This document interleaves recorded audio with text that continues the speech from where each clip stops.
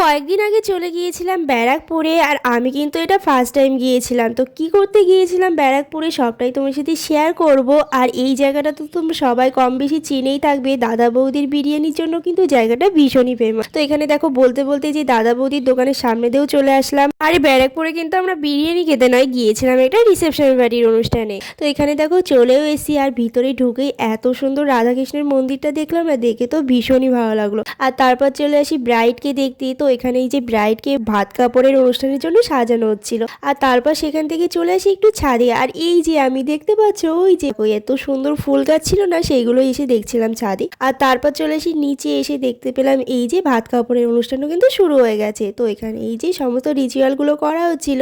আর এই যে এখানে না এত সুন্দরভাবে কিন্তু বরের থেকেও বউ এত সুন্দরভাবে বলেছিল না, যদিও আমি কথাগুলো পাশে আওয়াজের জন্য তোমাদেরকে শোনাতে পারছি না। আর তারপর চলে আসি এখানে এই যে দুপুরের খাবার খেতে। ছিল ভাত, ভেজ সবজি, আর ছিল ডাল। তারপর রিসেপশন পার্টিতে রাতে কি কি করলাম সেটা আসবে নেক্সট পার্টে।